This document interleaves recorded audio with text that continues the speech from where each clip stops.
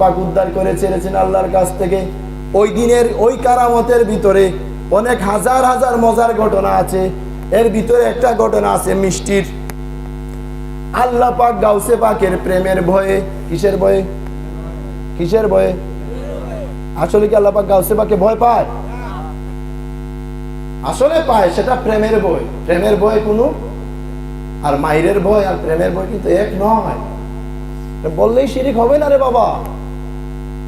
প্রেমের ভয়ে ওই বরযাত্রীর সাথে যে মিষ্টি ছিল, সেই মিষ্টিগুলা পর্যন্ত আমার আল্লাহ পাক রব্বুল আলামিন গাউসে পাকের কুম্ভি ইজনির সাথে সাথে দিয়েছিলেন। কিন্তু ঘটনা হলো মিষ্টিটা ছিল গরম, আল্লাহ যখন দিয়েছিলেন তখন ছিল ঠান্ডা। কি ছিল? 12 বছর পরে ওই মিষ্টি আবার আল্লাহ দিয়েছেন, দেওয়ার সময় একটু ঠান্ডা ছিল। এই নিয়ে মজার অনেক গল্প, আমি সেদিকে আগাবো না। আমাকে আসতে হবে যে আমার গাউসে পাক মুর্দাকে জিন্দা করতে পারেন কিনা, দলিল আমি দিয়েছি কিনা। কোথায় থেকে? কত নম্বর হাদিস?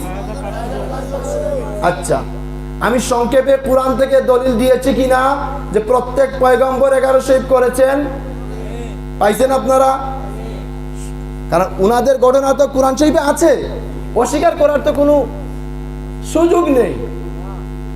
কারণ কিয়ামত সংগঠিত হবে কবে আপনারা ভালো জানেন। পরের দিনটা কি?